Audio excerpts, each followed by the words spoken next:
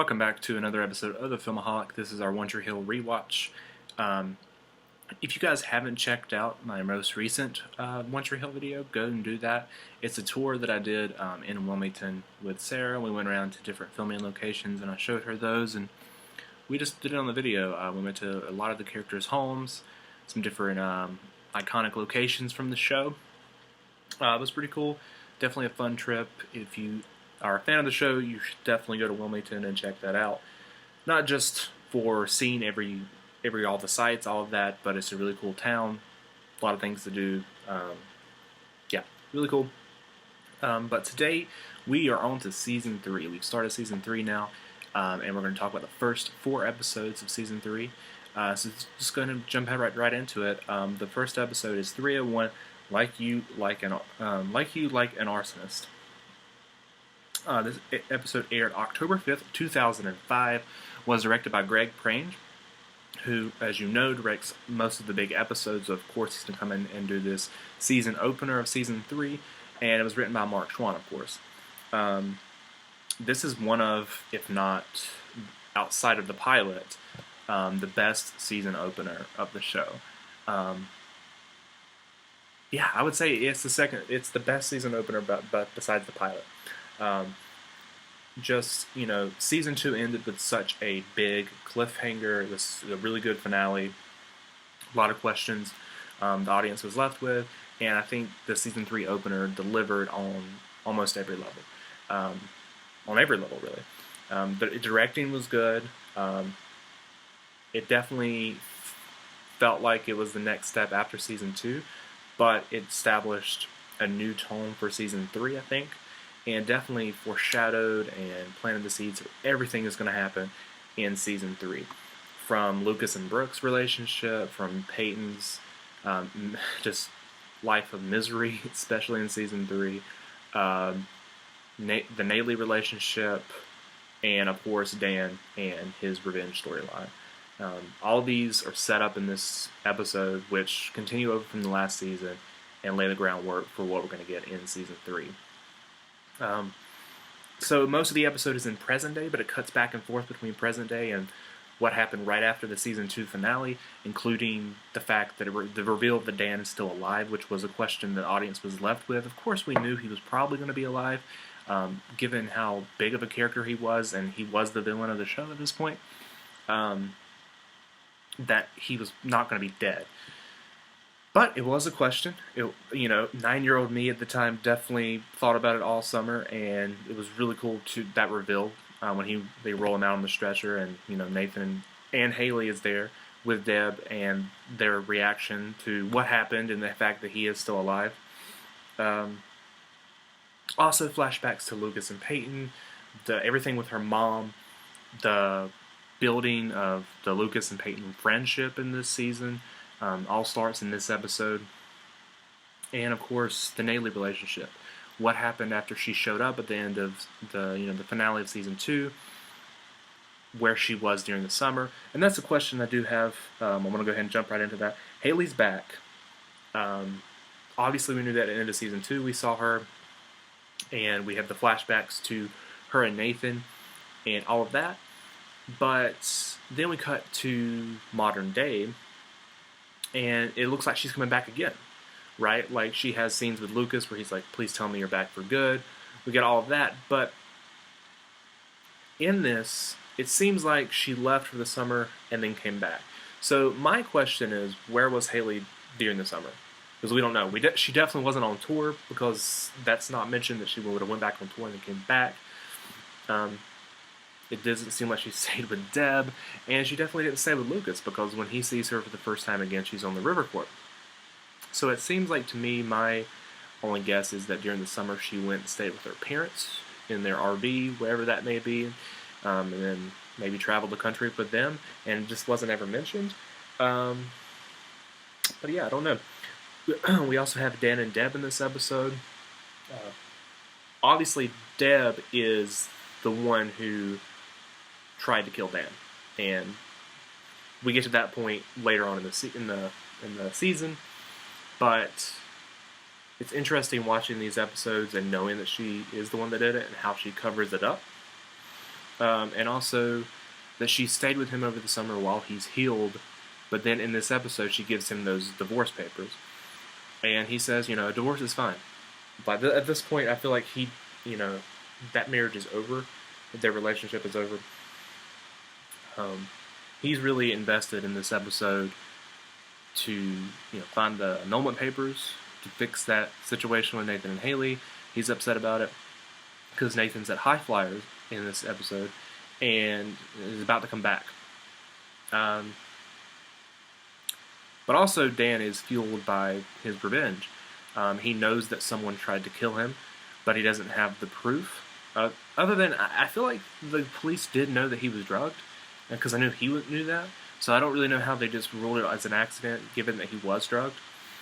But either way, the fire was ruled an accident, but he knows it wasn't.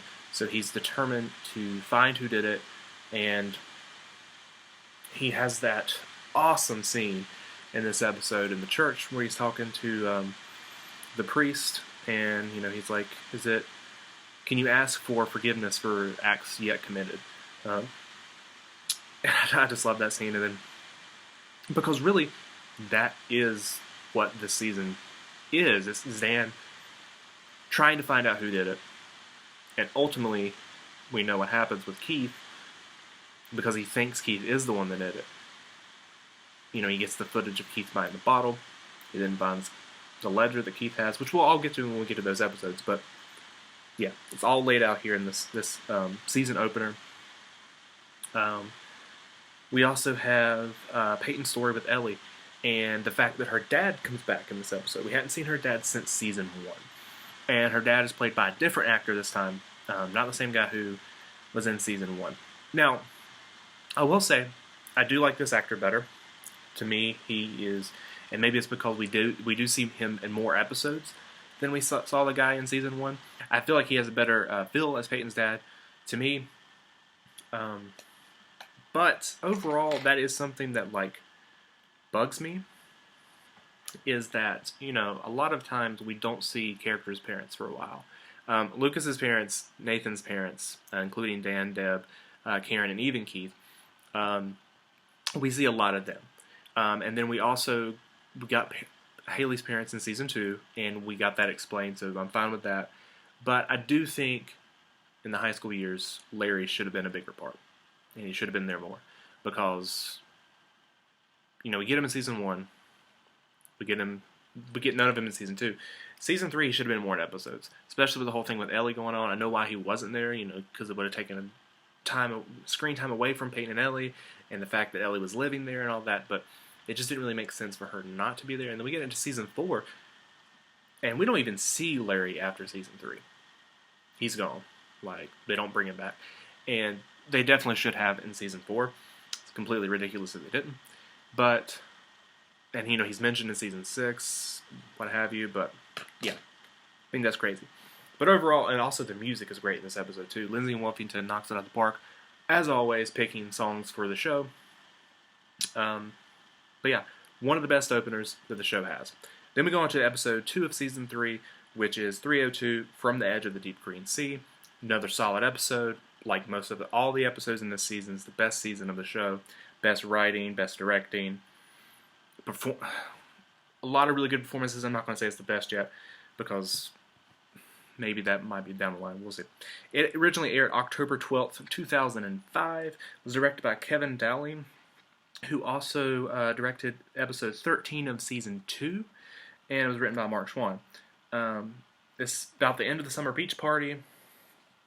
That's pretty much the whole thing of the episode, is these characters setting up, and all that at the beach party, and so school hasn't started yet. I also want to point out that this season started a little later than most of the seasons.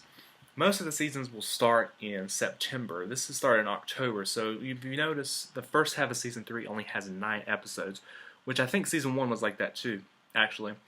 But most of them will have about 10 to 12 episodes the first half of the season. This season only had 9, like season 1. But yeah. So you have the Lucas and Nathan basketball game at the beginning of this episode. don't forget that their relationship is messed up at this point. They're just teammates on the basketball team coming up. They're not friends, and they're not really doing their whole brother thing anymore. So they play each other for their friendship at the beginning of the episode. Obviously, Nathan wins. Obviously, Nathan's the better basketball player. He always has been. Lucas got lucky in the pilot. But Lucas and Nathan's relationship is very tense in this episode, not just because of their own relationship, but also because Haley's coming back, and Lucas wants them to repair their marriage. He wants Haley to be happy. But I feel like in doing so, like, all that makes sense, but he's kind of like, you're not being considerate of Nathan and how he feels about the whole situation, in my opinion. But you also, like, fix the Lucas and Haley relationship a little bit. Like, she had been gone for all of season 2, or not all of season 2, most of season 2, and their friendship hasn't, like, been explored that much in season 2, other than him going to visit her in New York. This season, especially in starting this episode, you go back to that relationship that they had in season 1, the best friend relationship, and that was nice to see. You also spend more time developing the Brooke and Lucas relationship, their non-exclusive relationship here in season 3, and the fact that Lucas wants to be more than that. He's in love with Brooke. He, says that at the beach, which she really likes, and you'll get that more of that in a couple episodes where, like, that sets like a thing for how she wants Lucas to act and fight for their relationship moving forward. There's also the Haley and Nathan stuff in this season, or this episode, especially after Lucas talks to Nathan. Nathan does show up to the party to talk to Haley, but once again, it's just a slow repair, which I think they did a pretty good job doing that with Nathan and Haley in this season, not having them immediately get back together. Obviously, Nathan wasn't going to do that with what he had to go through, so they slowly repaired it, and I think they did a really good job of that, and especially starting here in this episode. You still built more on the Peyton and Ellie relationship. Lucas sees Ellie buying drugs and has to tell Peyton about it. Of course, it is just weed, and it's because she has cancer. But Peyton doesn't know that she has cancer at this point, but that is revealed to Lucas later. And then you also have Dan further being himself and trying to figure out who tried to kill him. He has that scene with Karen in this episode, which goes back to, but there is a really good scene with Dan and Karen at the cafe. The dialogue is just so quick.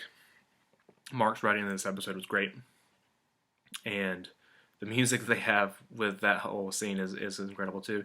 And then, of course, the episode ends with Dan seeing Lucas and Haley by the fire and having a flashback and remembering that he saw Lucas there the night that he was left to die at the dealership, which then points him in the direction of Lucas, thinking that he is the one that tried to kill him. Which takes us to the next episode, episode 303, First Day on a Brand New Planet. This episode originally aired October 19th, 2005, was directed by Billy Dixon. This is the 5th episode he's directed of the series, but interesting thing, and this is not something that I really knew until I was doing research for this episode, and he's actually the cinematographer on the show the first 3 seasons. So yeah, the first 3 seasons, this Billy Dixon was the cinematographer. So every episode he was a cinematographer, and then he actually started directing episodes as well, and this was the 5th one he directed. He would actually direct 2 more in this season, and I'm curious, and when we get to later episodes, especially his last episode, I'll talk about that, of what he went on to do after One Tree Hill, because he didn't do the cinematography in past season 3. But this episode was written by Terrence. One thing I really like about this episode, and they bring it back several times, again later in this season, a couple times, and then also in season 4, and that's the predictions that Lucas and Haley do each year. And so in this episode, it's just obviously Lucas and Haley, and they're making their predictions, and they decide to wait until, because usually it's before school starts, and they decide to wait until after the first day of school. They make those predictions, and then later, of course, later in the season, and in season 4, Nathan's brought into the mix too, about his predictions and whatnot.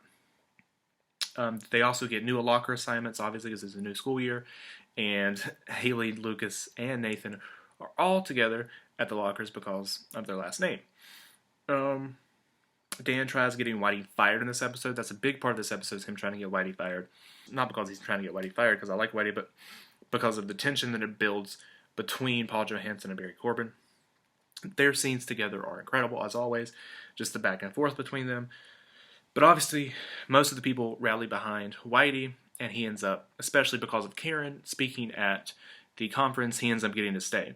But this lays the groundwork for something else we get into in this season, because she speaks at the conference, and the mayor sides with her, and the mayor kind of backs her and tells Dan, hey, I'm running the show, not you. That doesn't work for Dan, and obviously in the next episode that's mentioned, causing Dan to run for mayor. Whitey also tries to help Naley in this episode by repeatedly giving both of them attention, so they have to be in the same room and talk about their problems. And then obviously the big thing I also think about the end of this episode is Dan confronts Lucas while he's with Peyton, and he ends up choking him in the gym. And this is a very intense scene and shows how dedicated Dan is for the truth of who tried to kill him. Because he really thinks at this point Lucas did it, and that he thought it enough to like choke this guy out in a high school gym. Obviously it wasn't Lucas. Peyton tells the truth to Dan to get him to stop hurting Lucas, and it's the fact that Lucas is the one that saved Dan. And that's why he has the note that says, for everything you've done. So Dan, finds the truth out. He's shocked, and he's like, if you were a stronger man, you would have just let me die, pretty much, because the back and forth between Lucas there. But it's interesting because at this point we still don't know that Lucas knows who did it, but it kind of makes sense if you were to try to connect the dots, because he did have that note, right? And he was there, so you would think he would know who did it, and you would think that Dan was still asked, did you see anything? Obviously he wouldn't tell Dan anyways, but so we get past that. And the last thing about this episode is the fact that Nathan and Haley talk, and Nathan mentions them getting a divorce instead of an annulment, because an annulment means it never happened, and he doesn't believe in that, but he thinks the divorce might be the way to go, depending on how the school year goes. And then we get to the final episode we're going to talk about now, and that is 304, An Attempt to Tip the Scales. This episode was originally aired October 26, 2005, so this was their Halloween episode. It was the last episode that came out before Halloween. Even though, if you look at the timeline of the show, there's no way this episode took place on Halloween, given the election episode and how that had to take place in November. This episode, I believe, did take place in October, would have been early October, if you just logically look at the timeline. I know that doesn't matter to a lot of people. Timelines do matter to me, and that's why when we get to a lot of stuff in the future, with graduation and season 4 and everything, it really bugs me, so I have to play with it how I play with it. This episode was directed by Janice Cook. It was her first episode. She directs a total of 6 episodes throughout the next few seasons until we get to season 7. She directs through season 7. And it was written by Stacey Rukasire, who, this was a third of 4 episodes that she wrote. Sorry if I said directing. It's the only episode I ever missed on TV. After I started watching it. And it was because we forgot to tape it when I was in 5th grade. And I went on a field trip. I think it was the only overnight field trip that I ever did in school. But we went to a camp. And, I missed the episode. I was really mad about it. Seriously. So it was the first holiday episode, too. Like I said, even though couldn't have actually been based on Halloween, it was the first holiday episode they kind of did on One Tree Hill, which was a Halloween one. And when we get to season 8, we know they really dive into the holiday-themed episodes. And other than that, they don't really do anymore. So Dan, like I said, walks in on the mayor and his sex scandal, and he gets him to drop out, endorse him for mayor, and the whole thing of him deciding to run for mayor in this episode, and Dan going to get her divorce after she stays with Dan until he gets elected mayor. Peyton talks to Ellie in this episode. the art gets brought up, and how she wants to think that she got the art from her adopted mother. Turns out it's not really the case. Ellie is an artist, which becomes a problem. Peyton also goes as the Dark Angel, or Angel of Death, to the Halloween concert at Trick, where Fall Out Boy is. Great costume. Lucas tells Haley about his HCM in this episode, which is big, because then she ends up keeping that a secret, that she knows that he has a heart condition. And she knows this because she caught him stealing money from Karen's cafe. Karen thinks it was Haley, confronts her. Haley lies for Lucas, and then she confronts Lucas about it.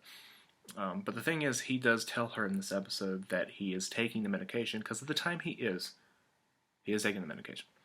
He doesn't stop taking the medication for a few more episodes, in which it slows his game down, so he decides to stop taking it. And, that'll get brought up again later.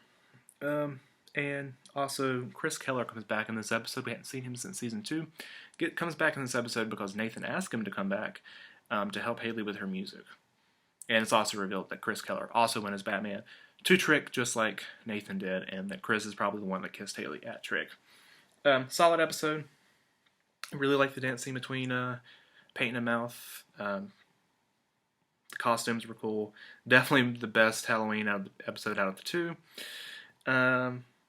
Yeah, but that's our first 4 episodes of season 3. Really good start to the season. And then our next episode, we'll be talking about the next 4 episodes of season 3.